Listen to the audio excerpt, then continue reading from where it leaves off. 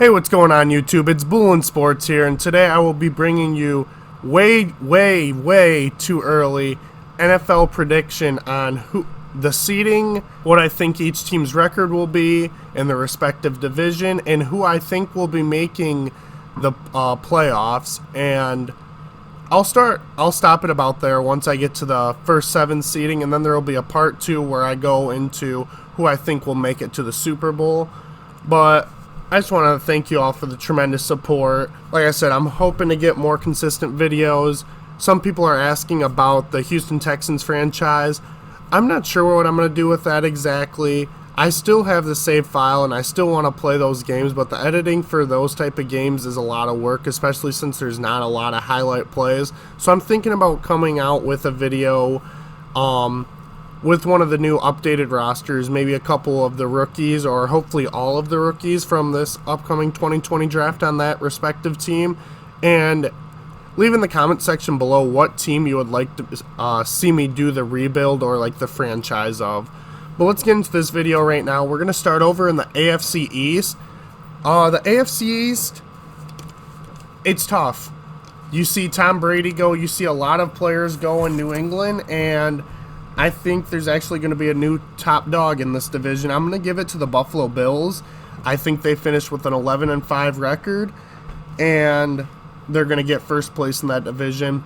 New England right now, I don't disagree with them sticking with Jarrett Stidham. He looked phenomenal in the preseason, and they believe in him, and they're confident in him to take over.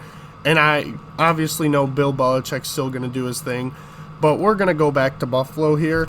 They did a tremendous job in free agency, bringing in a lot of familiar names on the defense and then making that huge trade for Stephon Diggs. Overall, they just helped out Josh Allen. So I have them finishing first. In second place, I do have the New England Patriots. I don't think they're just going to fall over and give up, and everyone's freaking out that they could be possibly the worst team. Like I said, they believe in Jarrett Stidham, and they still have the best coach in the NFL, in my opinion, right now. He'll find a way to win games and keep the season interesting, and especially with the new looking jerseys. You got to make money somehow, and they're doing it in the right way. And jerseys are clean, and they listen to their fans, but I have them coming in second. And third, I am going to give it to the New York Jets. Somehow they finished 7-9 last year, and they won 6 of their last 7 games after a shaky start. But I think they're going to come into their own and finish 8-8 this year, giving them the 3rd spot in this division. They beefed up that offensive line to help out Le'Veon Bell, and then they just added Frank Gore to back him up. So I think this is going to be an interesting team, but I don't think they're going to make the playoffs this year. And I'll go over who makes the wild card in this division, if any of them do. But the 4th team is the Miami Dolphins. Obviously, they made a lot of huge leaps. They drafted Tua Tagovailoa, but unfortunately, I think he's going to sit the pine this year and just make sure he's 100%. Even with all their defensive additions and their offensive additions, and based throughout free agency and the draft, I'm going to have them going 5-11. Over here to the AFC North, we have 3 teams that I could see competing for this top spot. I'm still going to give it to Baltimore, though. They didn't really lose much, and even if they did, like on their defensive end, they lost a couple players, but they were able to retain that secondary and keep it intact. They also hit a lot of their draft needs in free agency and beefed up that defensive line, and even in the draft getting a middle linebacker. So overall, I think the Ravens still have it. They still have Lamar Jackson. They're only getting better. There's rumors about Antonio Brown. I don't think Antonio Brown will be on this team. Therefore, they'll stay drama-free, and they'll finish 12-4. My second place team is the Cleveland Browns, surprisingly. I think after a year of getting familiar with a lot of players, bringing in a couple new places that aren't a locker room cancer like Conklin and Hooper, I think they do what they need to do and finish 10-6. The Pittsburgh Steelers, Ben Roethlisberger, hopefully he stays healthy this season. Obviously, they didn't have a lot of money, but they retained a lot of the talent that they needed. I'm going to give them a 9-7 record. I think they finished 3rd. They're not a bad-looking team. And the fourth place team is going to be the Cincinnati Bengals. There's a lot of new faces there. You got a very young quarterback with the rookie in Joe Burrow. I think he'll have a phenomenal season. I don't think he's a one-year wonder like some people are worried about. But I do have them finishing 4-12. They still are in a very tough division, and they also have to see a couple tough opponents. Like I said, I'm not really basing this off of the schedule or anything because I don't know, like, week to week what their exact schedule is, and nobody will until Thursday, and that could change and alter this once I go into doing this video later on in the future. Over here in the AFC South, very, very tough division besides the Jacksonville Jaguars. The Tennessee Titans and the Houston Texans made it last year. This year, I'm going to have Indianapolis finish with a 10-6 record and Houston finish with a 10-6 record.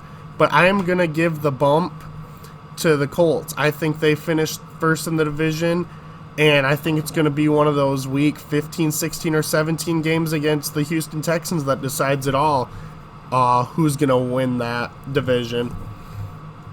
I think the Colts did very good in the draft. They added talents like Jonathan Taylor. They still have a phenomenal offensive line. I think Phillip Rivers will probably be at the quarterback this year just because they did pay him for this 1 year, but Jacob Eason is going to learn and develop behind him. And I would not be surprised if Eason gets the start at least once this time, which means Tennessee Titans will be third in this division. I have the Titans finishing 9-7. I wish I could have them going to the playoffs again.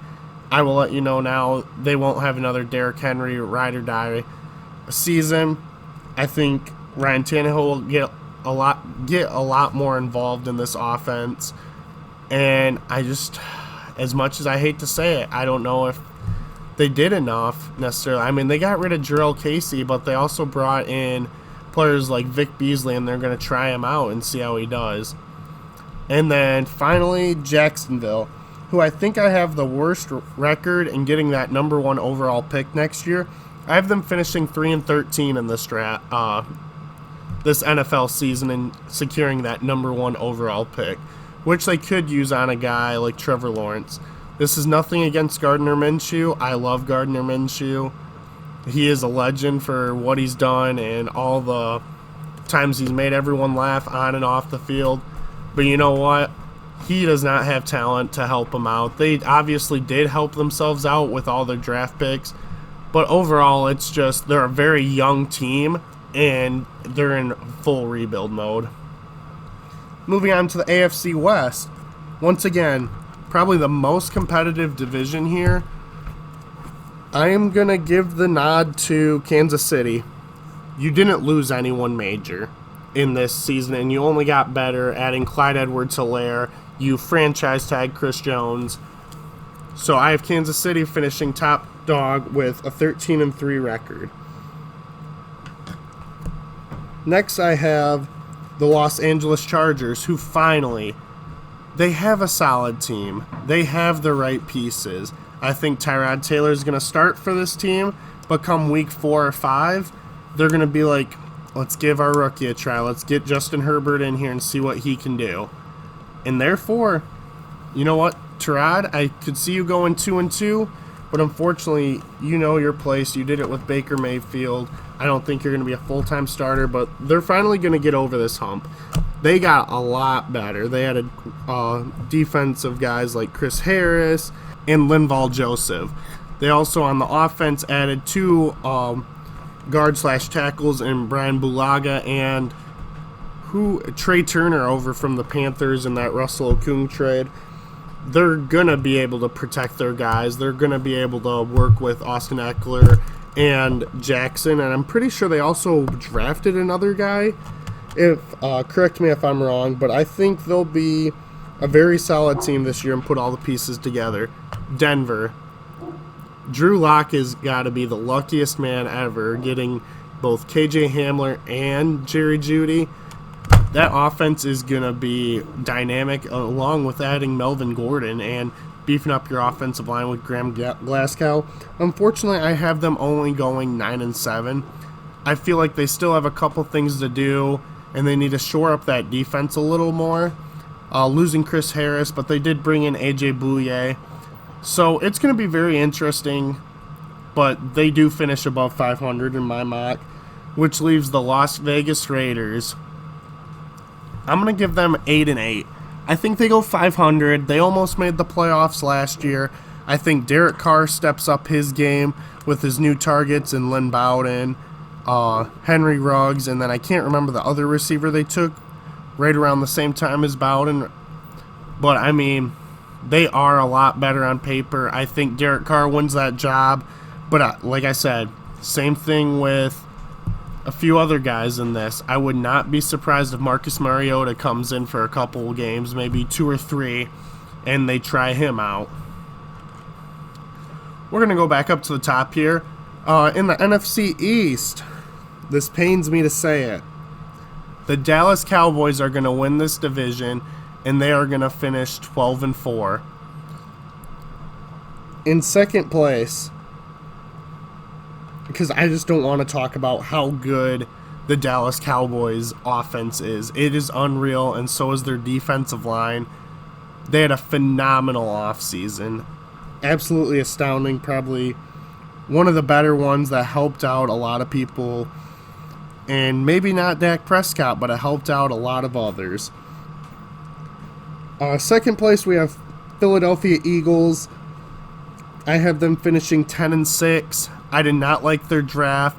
Wasn't necessarily a huge fan of their offseason. I mean, they did bring in a bunch of big names like Darius Slay and Nicole Roby-Coleman for that secondary, and they also did bring in Will Parks to help out. So they're moving a lot of pieces. I love them bringing in Javon Hargraves, but that's just a lot of money on your defensive line and a lot of cap. Your draft was interesting. You took Jalen Reagor and then come back and get Jalen Hurts. I don't know if that's a win now type of thing. I mean, they're good, but I think you should have got starters rather than people that are probably going to...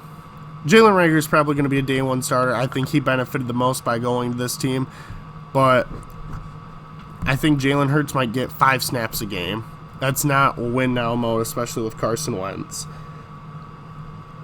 In third place, I have the New York Giants. I'm actually going to give them 7-9. They did very well with Danny Dimes last year. Obviously, I think they finished 5-11, so not ideally where they would want to be. But he is a rookie. They do still have a bunch of playmakers. They got protection up front to help him. Overall, they're going to be a solid team. I could see them competing a lot and having a couple like jaw droppers like the game against Tampa Bay in Week 3 last season. And then the fourth team here is obviously going to be the Washington Redskins. I have Washington finishing 5-11. I do not know who will be the quarterback, but mark my words, I don't think Dwayne Haskins starts Week 1.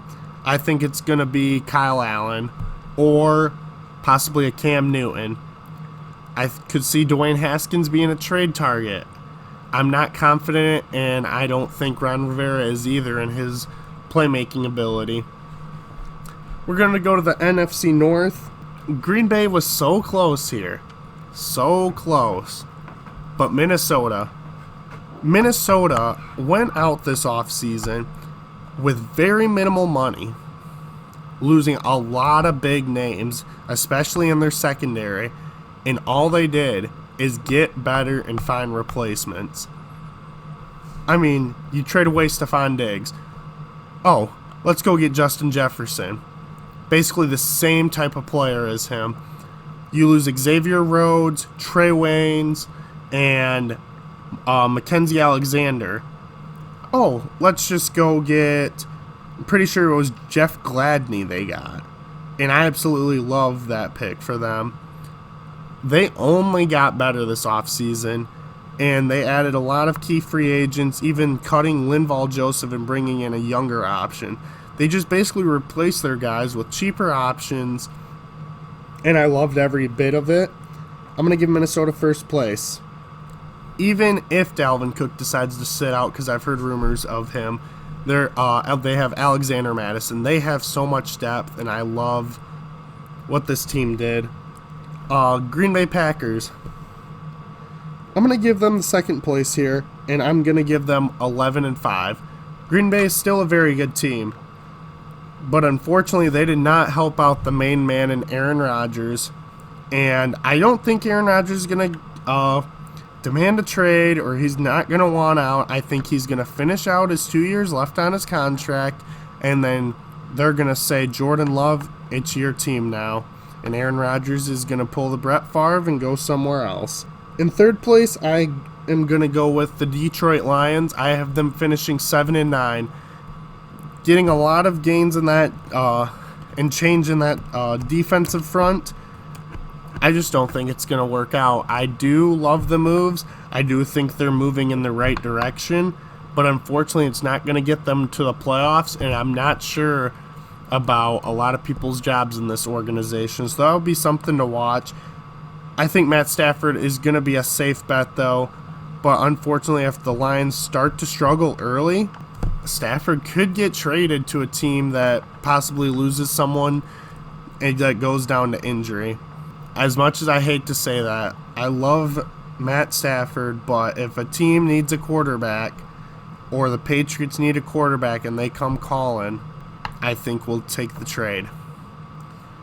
In the fourth team, I have Chicago Bears. They're going to finish 6-10.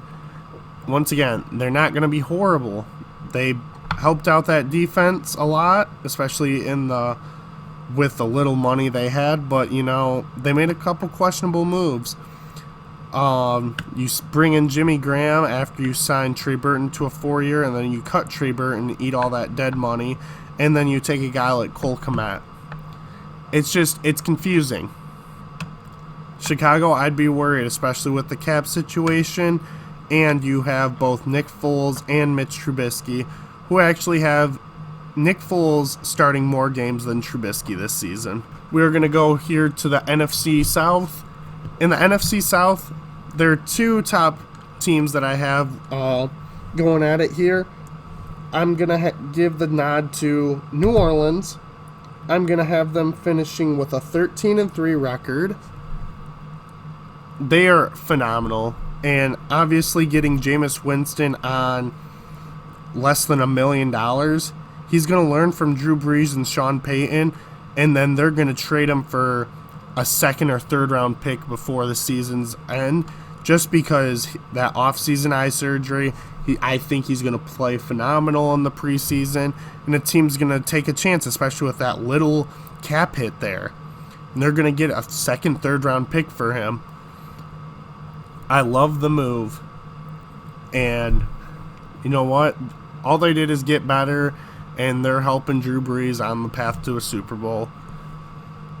Tampa Bay, you're going to be second place. You brought back a lot of defensive talents. You guys were 7-9, if I remember correctly, last year. And obviously you just got Tom Brady. You have an insane receiving core, and you still retained a lot of your defensive talent, if not adding more, especially with Antoine Winfield. You also brought in a running back. So now you have Ronald Jones and Keyshawn Vaughn going at it in the backfield. I love the moves they made. They're going to finish 10-6, and they have some nice-looking new uniforms. In third in this division, I am going to give it to Atlanta Falcons. Even though they do finish with the same record as the Carolina Panthers, they both are going to finish with 6-10. I think Carolina's in the rebuild mode. They're one of those questionable teams. I mean, they're extending players, they're signing players, but I don't know where they are. Obviously, Matt Rule, I think Matt Rule is going to be a good hire for them and a good coach, and then they even got a new offensive coordinator, or it's either new offensive or defensive coordinator. I'm pretty sure he's an offensive coordinator. Correct me if I'm wrong, but I think Carolina is going to move in the right way, and they're not going to get blown out in a lot of games because of their porous defense, even though they did lose the likes of Luke Kuechly. They're still going to be a solid team. 6-10, and I could see them in a few years being a really solid, successful team moving forward, topping both New Orleans and Tampa. Atlanta, I'm going to give you third place. I hope you don't let me down like you have your fans over the past few years, ever since your Super Bowl slump, but you're not going to make the playoffs. You're still going to be a 6-10 underperforming team. We're going to finish here with the NFC West. I have the Arizona Cardinals. Nope, I have Arizona finishing 7-9, and I have them finishing third in this division. Who do you think I have at fourth? Well, I'm going to put San Francisco at the top, and I'm going to have them finish 13-3 as well. Like the Saints, I think San Francisco still got better. They didn't lose any major names, and they did bring in Trent Williams to take over for Joe Staley. Phenomenal. They're going to finish 13-3, and hopefully could go on another Super Bowl run. I have Seattle finishing second here, 10-6. I'm not sure about the Jadeveon Clowney situation, but I did like a couple of the moves Seattle made this offseason. You're trying out a lot of tight ends and bringing them in. You've tried out tight ends over the years, but I don't think that's going to be a problem. I think Seattle's going to finish 10-6, which means I have the LA Rams, who made horrible, absolutely horrible offseason moves. I wasn't a huge fan of many of them. In the draft, I already talked about their draft. They didn't do horrible. However, there's some question marks that they made this offseason, and I know it was for the betterment of their cap situation, but I have them finishing at the bottom at 7-9. Now I'm going to go over my, where I see them seeding. So I have, in first, I have Kansas City. Second, I have the Baltimore Ravens. And I'll go over their records real quick. I had Baltimore going 12-4. In third, I have the Buffalo Bills going 11-5. Fourth, I have the Indianapolis Colts going 10-6. Fifth, I have the Houston Texans going 10-6. Sixth, I'm going to give it to the LA Chargers. They finally make the playoffs. And in the seventh and final spot, since now you can make 7 teams and only the first gets a playoff bye, Cleveland, you're going to get a playoff berth this year. Finishing, where did I have them finishing?